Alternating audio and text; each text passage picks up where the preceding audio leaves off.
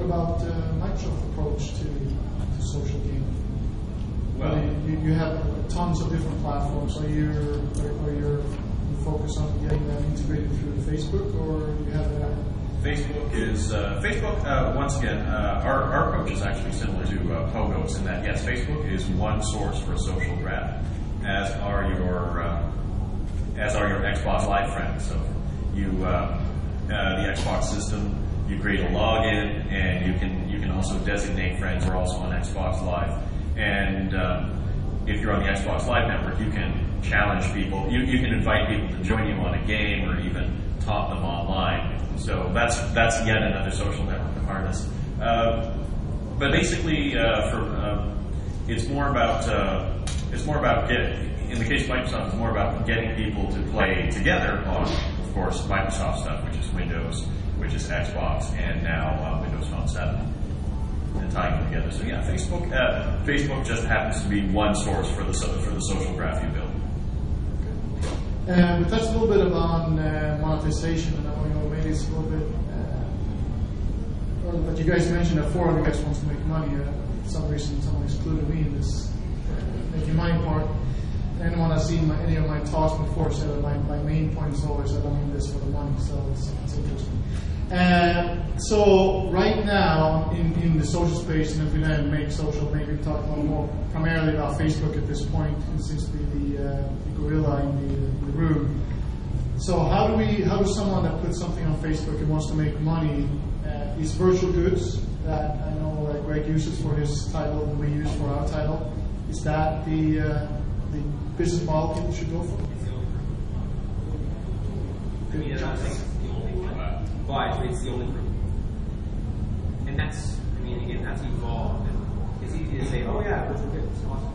It's really, it's an evolution from, I mean, there's a number of different games that initially used, I mean, even looking now, there's dual currencies, and a lot of people sort of take for granted that dual currencies have always been there, and you earned one, you bought the other. I mean, that didn't come into play probably until about a year and a half ago. And it's kind of, or maybe it was 2 years ago. So it's an evolution, and will somebody else come up with a model that beat that? I don't think so. Like, I don't think you can just charge for your game, straight up. The reason being is, A, the people that'll pay for it realistically probably pay even more if they could, because they'll continue to pay for additional virtual goods. And B, you don't get the distribution, because if people aren't playing your game for free, they're not encouraging their friends who may buy the game or may buy virtual goods. So, yeah, I think evolution is the exact answer for this whole thing. We've gone from a very ad-driven system to trying to figure out ways of, enticing you to encourage you to bring more virality, bring your friends in through virality rather, and things like that. And then virtual goods have been incredibly successful in the Asian markets and stuff like that. And that's kind of, even in European markets. In North America, virtual goods kind of were this big question mark because of high credit card charges on small transactions and all these different things that became almost cost prohibitive for companies to even do it, because they'd be like, oh, credit card will have a minimum charge of 90 cents to the dollar, or for example.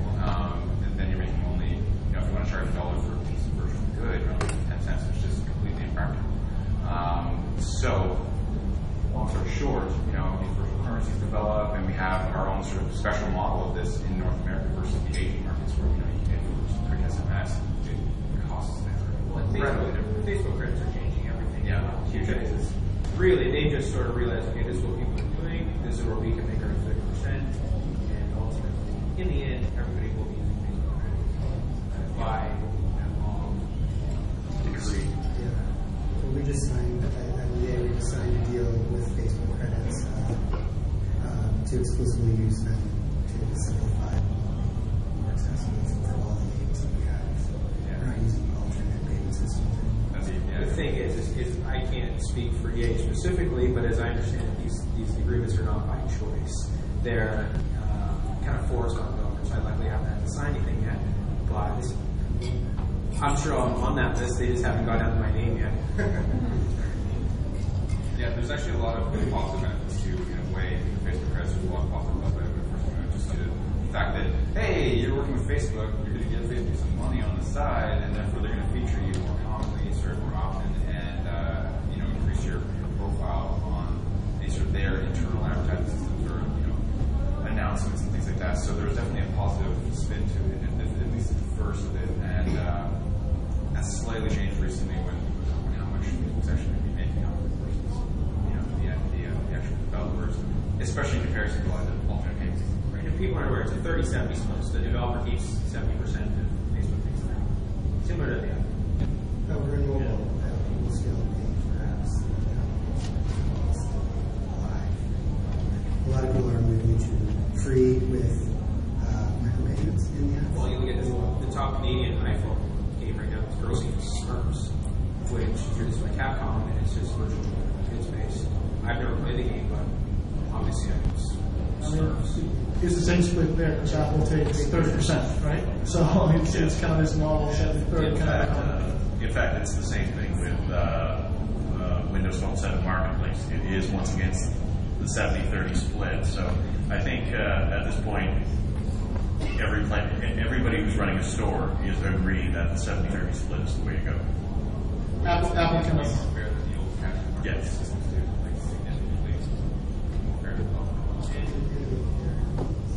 Oh yeah, and of course, if you don't have to, I think it's a fair price. If you don't have to manage a relationship with a credit card processing company or handle exchange rates, if this money just somehow, once you have the agreement with the store, whether it's App Store or Marketplace or whatever, or Facebook, if this money just magically appears in your bank account on some given schedule, it's great. And I think it's going to enable a lot of, I think it's going to enable not just the big players, but I think it's going to be a big boom for the indie or smaller game shops. So are you saying if I make a Microsoft game, the money will magically appear in my bank account? Well, that's my plan.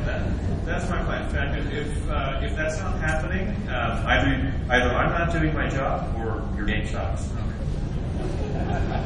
So There's a 50-50 chance of either, so you know. So do we feel that Facebook credits is something that's going to bring in more paying users to the space? Are the paying user base that's currently sitting at around 2 to 4%, 4% if you're really good on Facebook, really going to increase? In my opinion, if you're looking at, you've made this game, you're hoping users are going to buy it. Users come to the site and they see, okay, you have this in-game, figurine of Peter Pan, and you want to actually, I want to buy that figurine. And you're like, oh, awesome. And you see some really shifty, purchasing system that you're like, I've never seen it before. This is not anything I'm comfortable with. That's going to drive users away. Versus having Facebook credits on there. Facebook's a face and a name that people are comfortable with, and they've given way too much of your personal information. Anyways, what's your credit card? And so by tapping that in there too, I think it's a lot more safe.